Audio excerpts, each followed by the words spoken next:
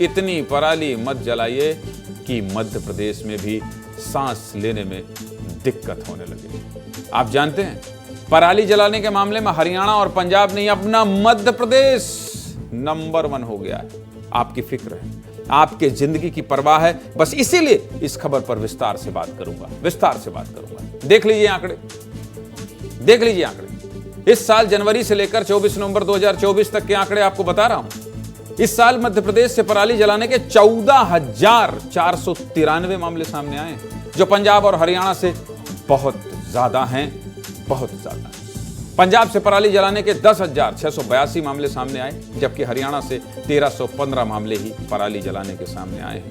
बहुत सुधार हुआ है हरियाणा की स्थिति में। और मध्य प्रदेश में देखिए, पंजाब की तुलना में 35% ज्यादा पराली जलाई गई है। कितनी? 35% ज्यादा पराली जलाई गई इस साल। और हरियाणा की तुलना में तो 1000% से भी ज्यादा है। बस इसीलिए कह रहा हूं, परेशान करने वाले आंकड़े हैं। इतनी पराली जलने से क्या होगा? आपकी सांस लेने में दिक्कत होगी, आपको ही दिक्कत होगी। धान की फसल कटने के बाद बचे हुए हिस्से को पराली कहते हैं। और जानते हैं, पंजाब और हरियाणा के मुकाबले मध्य प्रदेश में बहुत ज्यादा धान की खेती भी नहीं हुई है।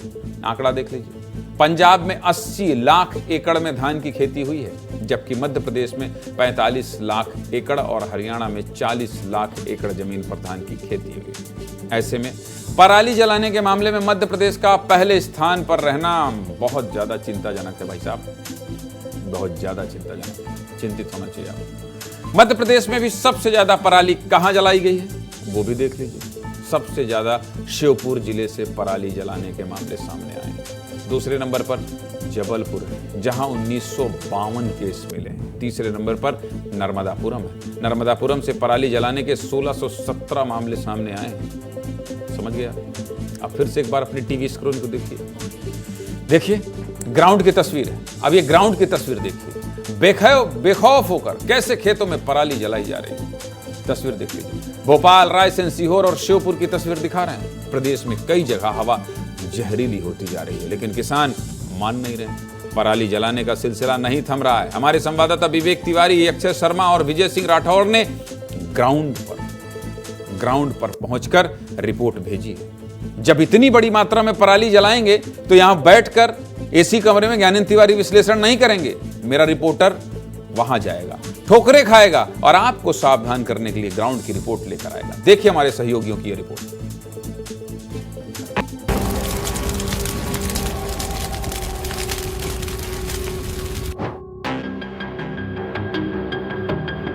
धान की फसल के बाद अब पराली जलाने का सिलसिला राजधानी सहित पूरे प्रदेश भर में चल रहा है। देर रात यहाँ पे किसानों ने किस तरीके से पराली जलाई, और ये पराली का असर ये है कि स्मॉग हवा में मिला है और हवा प्रदूषित हुई।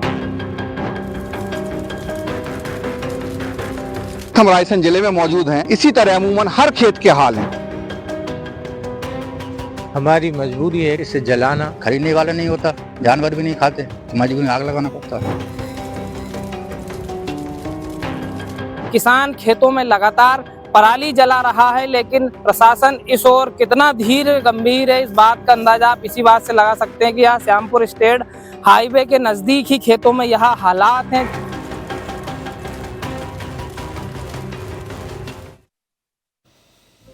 किसानों का अपना ही तर्क है, कह रहे हैं पराली जलाएं नहीं तो क्या करें। अरे भाई समझिए इसकी गंभीरता। मध्य प्रदेश के देख लीजिए, मध्य प्रदेश के कई जिले ऐसे भी हैं जहां एक भी मामला नहीं आया है पराली जलाने का। झाबुआ, अलीराजपुर में पराली जलने का कोई मामला सामने नहीं आया है। इन जिलों को सैल्यूट है।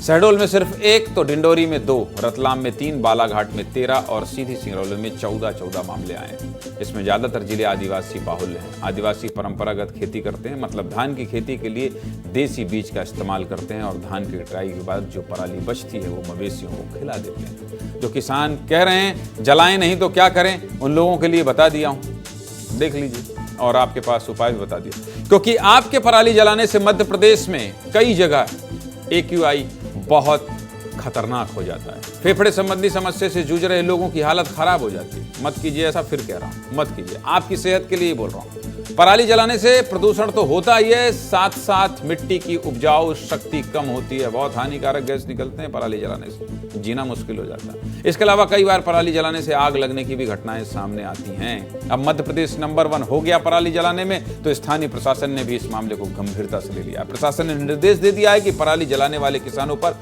FIR दर्ज की जाए। वहीं दूसरी तरफ Madhya Pradesh high court bar association ने फैसला लिया है कि किसी किसान पर पराली जलाने का मामला दर्ज हुआ तो बार एसोसिएशन से जुड़ा कोई भी वकील उसकी पैरवी नहीं करेगा। बहुत बढ़िया। इसी तरह का तो समाज विकसित करना चाहिए कि स्वतः संज्ञान ले लिया जाए, समूह बहिष्कार कर दे। सोचिए, इसी से कहते हैं समाज का निर्माण इसी तरह के प्रयासों से होगा। सब कुछ विस्तार से बता दिया हूं, बस इतना ही कहूंगा, पराली इतना मत जलाइए, पराली को खेत में ही गलाइए। नई नई तकनीक आ चुकी है जिससे ना तो पर्यावरण को नुकसान पहुंचेगा और ना ही आपके खेत को।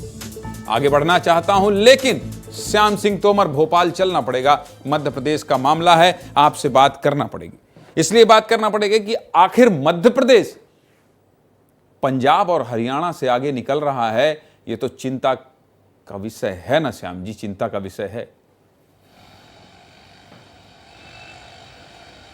देखिए, वाकई में बहुत चिंता का विषय है। इस बार जो जैसे ही मौसम परिवर्तन हुआ, यहाँ पर हमने देखा भोपाल हो, कोई भी बड़ा शहर हो, यहाँ पर धुआं धुआं हो गया, लोगों को सांस लेने में दिक्कत हुई। और वजह क्या बनी? पराली और नगर निगम के अंदर जो धुआं हो रहा था, जो कचरा जलाया जा रहा था, वो वजह बनी। तो चिंता जायज़ है, लोग परेशान हो रहे हैं, बुजुर्ग परेशान हो रहे हैं। सरकार अब चिंता करने लगी है और जिला प्रशासन को कहा गया है कि इस पर कंट्रोल करिए, FIR करिए, क्योंकि अगर ऐसा नहीं हुआ तो आगे जो नौनिहाल है स्कूल समय पे नहीं जाएंगे। दिल्ली का हाल सभी ने देखा है, तो मध्य प्रदेश में ऐसी स्थितियां ना हो, ये भी देखिए। आखिर पराली जलाने का ये जो ट्रेंड आया वो क्यों आया? क्योंकि ये लगने लगा कि पंजाब और हरियाणा में आसानी से इसको जला के निजात मिल जाती है, तो मध्य प्रदेश में भी ऐसा होना चाहिए। धान का रकबा बढ़ ही रहा है तो किसानों को ये आसान लग सकता है, लेकिन अगली पीढ़ी को हम क्या दे रहे हैं, ये सबसे बड़ा सवाल है। ऐसे में पराली जलाने समाधान नहीं है। साइंस में रिसर्च हो रही है कि इस कचरे को जो खेती के बाद निकलता है उसको कैसे जो निस्तारण किया जाए,